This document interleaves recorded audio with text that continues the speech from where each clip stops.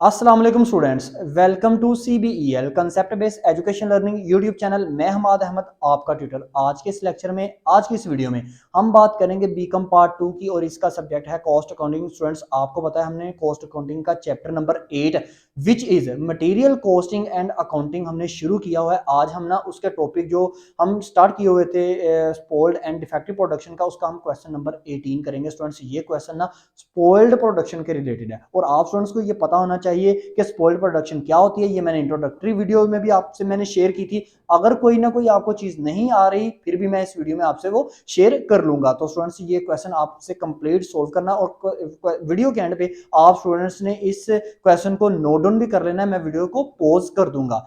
अच्छा, तो स्टूडेंट्स, ये जो हमारी वीडियोस हैं ये हम आपको सेशन 2023 कंप्लीट पढ़ा रहे हैं। आप स्टूडेंट्स को अगर कोई भी परेशानी है, कोई भी इशू है, कोई भी क्यूरी है तो आप हमें कमेंट सेक्शन में लाजमी पूछ सकते हैं। तो स्टूडेंट्स, हम अपने क्वेश्चन की तरफ चलते हैं। क्वेश्चन नंबर 18 आप अपनी बुक ओपन कर लीजिएगा। सुहेल अफजल या MRF की आप अपनी कोर्स की बुक ओपन कर लें। तो स्टूडेंट्स, उसमें लिखा क्या है? कहता है एक मुजम्मल फाउंड्री है, उसको ना 1000 यूनिट रिसीव हुए बनाने के लिए, यानी कि उसको 1000 यूनिट मिले हैं। अब हम देखते हैं कि बनाए कितने हैं। अच्छा, 1000 यूनिट मिले हैं और एक यूनिट की कीमत कितनी है? 120 रुपए। ठीक है ना।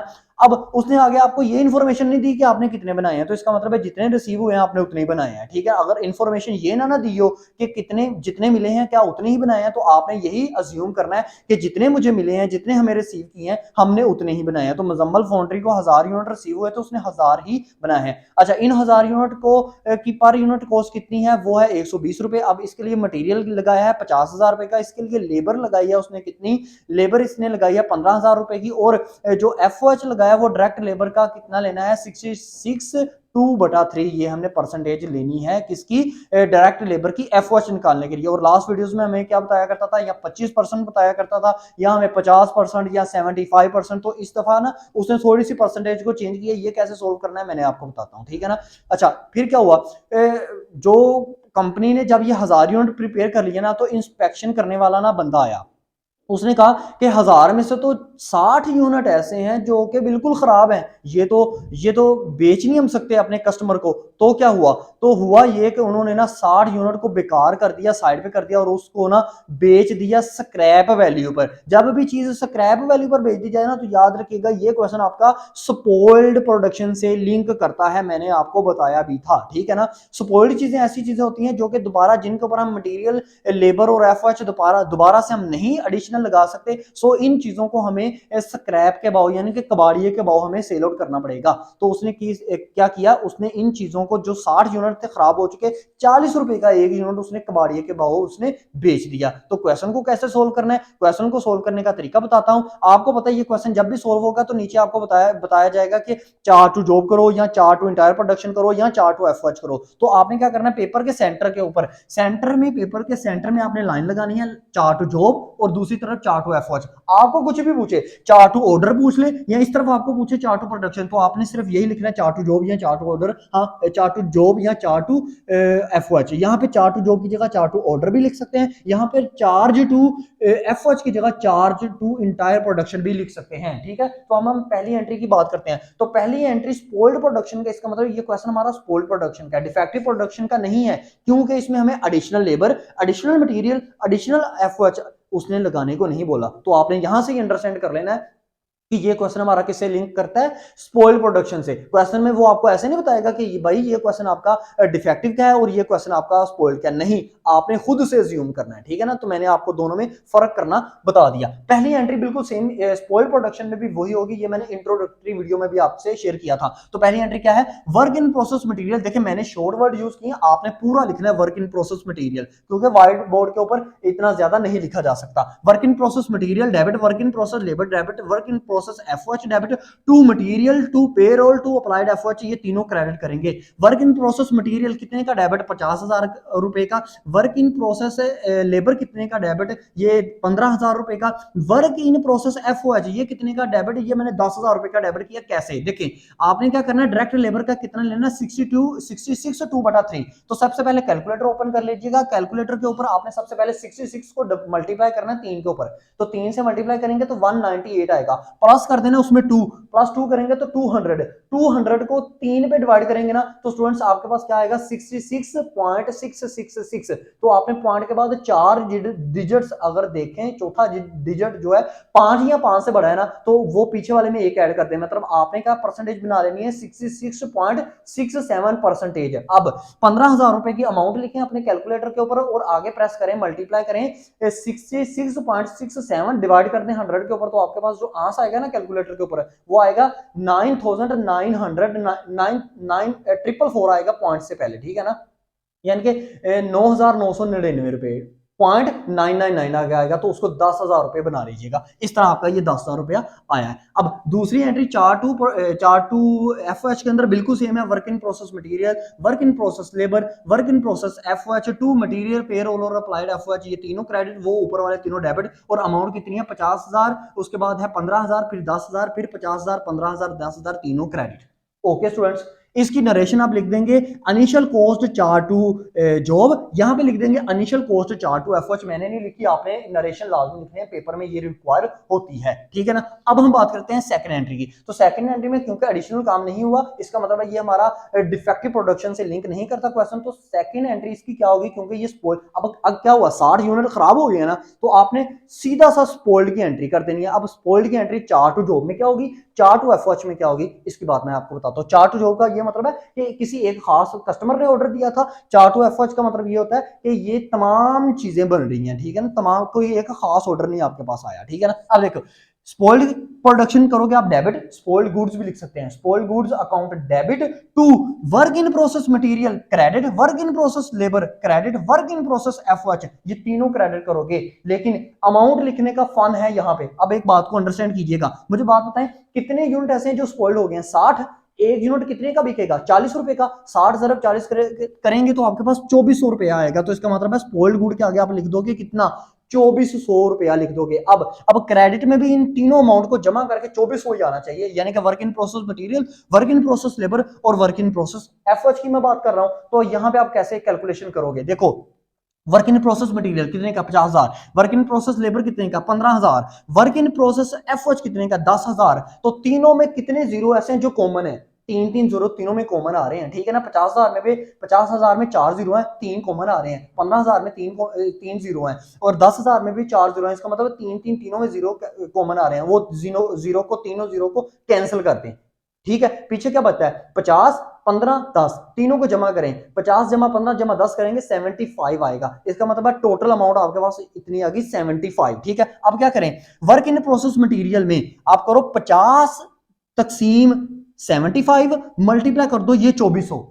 स्पॉइल्ड गुड्स, ठीक है, यही आपने रेशो लेके चलनी है, 50 तकसीम 75 मल्टीप्लाई बाय 2400 करेंगे तो स्टूडेंट्स आपके पास जो अमाउंट आती है वो आती है 1600 रुपया, ठीक है स्टूडेंट्स। अब आगे सुने, अब वर्क इन प्रोसेस लेबर कैसे आप करोगे, वर्क इन प्रोसेस लेबर आप ऐसे करोगे स्टूडेंट्स, 15,000 था ना, तो 15,000 को जब हमने सिफर को डिवाइड किया था तो 15 बचा था ना, तो 15 तकसीम 75 मल्टीप्लाई बाय 2400 तो कितना आता है 480, ठीक है, 480 आ जाएगा, 480 आप क्रेडिट कर दोगे, फिर आप लिखोगे वर्क इन प्रोसेस एफओएच, तो एफओएच 10 बचा था, 10 तकसीम 75 मल्टीप्लाई बाय 2400 320 रुपए, ठीक है। तो इन तीनों को जमा करें 1600 जमा 480 जमा 320, क्या 320, क्या ये तीनों 2400 आते हैं, जी बिल्कुल, करके देख लीजिएगा 2400 क्रेडिट साइड और डेबिट साइड दोनों बराबर होगी, ठीक है। अच्छा, इन क्वेश्चन के अंदर आपको जर्नल बनाने की जरूरत नहीं है, ये सेम ऐसे ही करना है जैसे मैं व्हाइट बोर्ड के ऊपर आपको प्रेजेंट कर रहा हूं। इसकी नरेशन क्या लिखेंगे, नरेशन लिखेंगे सप्लाइड स्पॉइल्ड गुड्स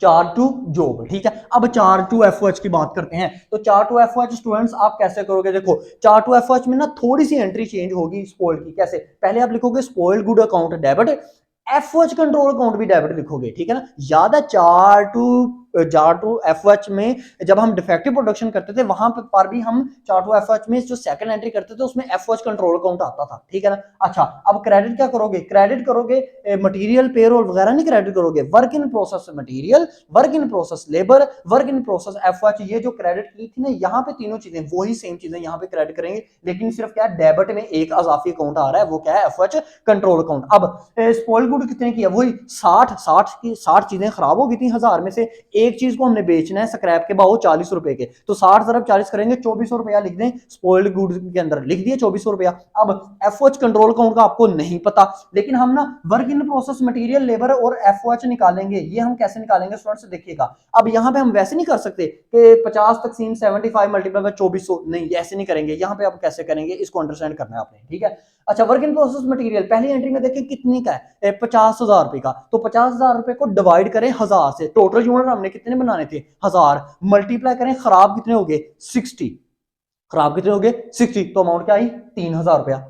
ऐसे आपने लिखना है। वहां पे कोई और टेक्निक है करने की, work in process material labour और एफओएच करने की, यहां पे कोई और टेक्निक है करने की, ठीक है। देखिए मैंने प्रेजेंट भी साथ किया हुआ है, आपने इसी तरह इसको नोट डाउन करना है, ठीक है। अब देखिएगा वर्क इन प्रोसेस लेबर कितने का था 15,000, 15,000 तकसीम 1000 ज़रब 60,000, क्यों टोटल यूनिट 1000 थे, खराब कितने हो गए उसमें स्पॉइल्ड कितने हो गए 60, तो आपके पास क्या आएगा 900 रुपया, ठीक है। फिर आप एफओएच को की करोगे कैसे, 10,000 तकसीम 1000 मल्टीप्लाई बाय 60, तो क्या आएगा आपके पास अमाउंट 600 रुपया। अब देखो 3,900 600, इन तीनों को जमा करो तो 4500 आपके पास आता है, 4500 में से माइनस कर दो 2400 रुपया, तो स्टूडेंट्स आपके पास एफओएच कंट्रोल अकाउंट 2100 रुपया आ जाता है, ठीक है ना। अब आप बात याद रखिएगा स्टूडेंट्स, यहाँ पे कंफ्यूज होते हैं कि सर हमने तीनों को जमा करके 2400 में से क्यों माइनस करना है। स्टूडेंट्स 2 अकाउंट आपके डेबिट हो रहे हैं, 3 अकाउंट आपके क्रेडिट हो रहे हैं, तो एक डेबिट में से डेबिट साइड में 2 में से एक अकाउंट की सिर्फ आपको अमाउंट का पता था 2400 रुपया, लेकिन एफओएच कंट्रोल अकाउंट के अमाउंट का नहीं था पता, तो 3 क्रेडिट जो हो रहे हैं ना, 3 क्रेडिट में से एक डेबिट माइनस कर दो, तो दूसरा जो डेबिट हो रहा है ना उसकी अमाउंट आपके पास आ जाएगी। आपने इसी तरह इसको करना है, ठीक है। अब इसकी नरेशन क्या बन जाएगी, इसकी भी नरेशन बन जाएगी स्पॉइल्ड गुड्स, सॉरी इसकी नरेशन ये बनेगी कि recording of spoiled good in charged to FOH, ठीक है स्टूडेंट्स। अब बात करते हैं हम फिनिश गुड बनेगी। अब फिनिश गुड की एंट्री क्या होगी, बिल्कुल वैसे ही फिनिश गुड की एंट्री होगी जैसे हम करते थे डिफेक्टिव प्रोडक्शन में। Finish good account to work in process material to work in process FOH to work in process labour, यहां पे भी बिल्कुल same entry, finish good account debit to work in process material credit, work in process FOH labour credit, work in process FOH वो भी credit. अब देखिएगा, अब finish good इसके अमाउंट तो हमें नहीं पता चल सकती जब तक ये तीनों चीजें हमारे पास ना हो, work in process material labour और एफओएच। तो तीनों चीजें कैसे आएंगी, पहले वाली एंट्री में देखो work in process material labour और एफओएच तीनों डेबिट हो रहे हैं, दूसरे वाली एंट्री में देखो तो तीनों क्रेडिट हो रहे हैं। अब डेबिट में से क्रेडिट माइनस करोगे तो आपके पास अमाउंट्स आती जाएंगी, तो लाते हैं जरा अमाउंट्स कैसे। वर्क इन प्रोसेस मटेरियल पहले वाली एंट्री में क्या था 50, दूसरे वाली एंट्री में कितना था वर्क इन प्रोसेस मटेरियल 1600, तो 50,000 में से 1600 माइनस करो तो ये आपके पास आ जाता है स्टूडेंट्स 48,400 रुपया, ठीक है, ये आपने लिख दिया। अब देखिएगा 15,000 आपके पास क्या है work in process labour, work in process labour 15,000 में से माइनस करो स्टूडेंट्स आप 480, तो ये आपके पास आता है, ये आपके पास आएगा 14,520 रुपए, ठीक है, ये क्रेडिट कर दोगे आप। अब देखिएगा वर्क इन प्रोसेस एफओएच कैसे निकालना है हमने, 10,000 में से माइनस करो 320 रुपए, 10,000 में से माइनस करना है 320 रुपए, तो 9,680 रुपए आपके पास आ जाएगा। इन तीनों को जमा करोगे ना, तीनों को जमा करोगे तो आपके पास जो फिनिश गुड बनेगी ना वो बनेगी 72,600 रुपए, यानी कि 72,600 की आपके पास फिनिश गुड बनेगी। और रिकॉर्डिंग में नरेशन आप लिख दोगे रिकॉर्डिंग ऑफ फिनिश गुड। अब यहाँ की बात करते हैं किसमें, चार्ट टू एफओएच में। तो चार्ट टू एफओएच में भी सेम एंट्री है, finish good account to work in process material credit, work in process labour credit, work in process FOH credit. अब वर्क इन प्रोसेस मटेरियल देखते हैं, पहली वाली एंट्री में मटेरियल कितने का है 50,000, दूसरे वाली एंट्री में मटेरियल कितने का है 3,000 क्रेडिट हो रहा है, 50,000 में से 3,000 निकालो 47,000 रुपया मैंने लिख दिया। ओके स्टूडेंट्स, अब देखिएगा वर्क इन प्रोसेस लेबर पहले वाली एंट्री में कितना है 15,000, दूसरे वाली एंट्री में कितना है 900,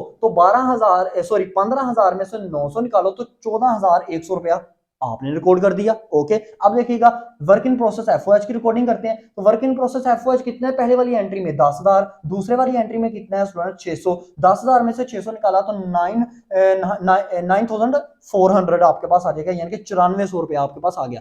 तीनों को जमा करें आप तो आपके पास फिनिश गुड बनेगी 70,500, यानी कि 70,500 की आपके पास फिनिश गुड बन गई। यहाँ पे फिनिश गुड ज्यादा बनी चार्ट टू जॉब में, चार्ट टू एफओएच में फिनिश गुड कम बनी, कम अमाउंट की फिनिश गुड बनी, ठीक है ना।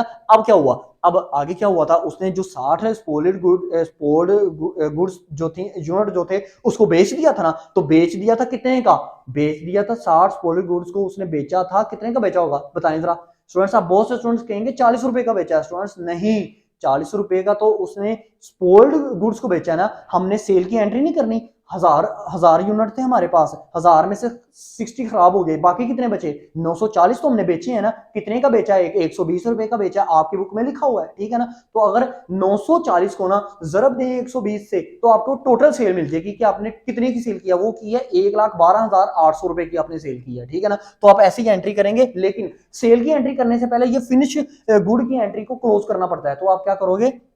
Cost of good sold account debit to finish good account credit, कितने का?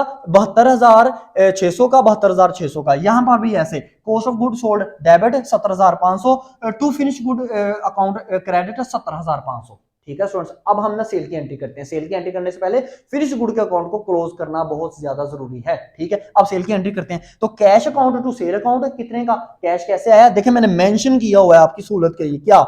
940। तो इतने बचे हैं ना, क्योंकि 60 खराब हो गए ना स्टूडेंट्स, पीछे 940 बचते हैं। तो 940 मल्टीप्लाई कर दें आप इसको 120 से, सॉरी, तो आपके पास आ जाएगा 1,12,800 रुपया। 1,12,800 रुपया मैंने लिख दिया। यहाँ पे भी ऐसे cash account to sale account 1,12,800, 1,12,800। अब स्टूडेंट्स देखिए एक और चीज को अंडरस्टैंड करें, ये जो स्पॉइल्ड गुड्स है इनको भी तो हमने बेचा था ना 2400 के, जो 60 हो गए थे स्पॉइल्ड और 40 रुपए का एक बेचा, तो उनको बेच के भी तो पैसे आए हैं ना हमारे पास। तो हम क्या एंट्री पास करेंगे? Cash account to spoiled good account credit. वहां पे देखो स्पॉइल्ड गुड अकाउंट जो है वो डेबिट हो रहा है, यहाँ पे क्रेडिट करेंगे उसको क्लोज करने के लिए, ठीक है ना।